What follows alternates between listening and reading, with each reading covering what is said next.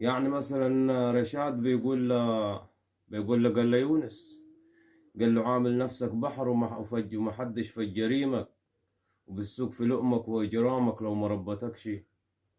طبعا انتوا عارفين الباقي. دي برضو حتة. برضو الدرويش قال له رشاد، قال له باين البيه معدي البحر مركب وحزقهولك من الركاب وانا ناوي طحنك. برضو دي ناس عمامنا في الفن، احنا تعلمنا الفن من الناس دي. هل ليه ما قالوش في الايام دي مثلا الفن مش كده؟ دي لغة فن.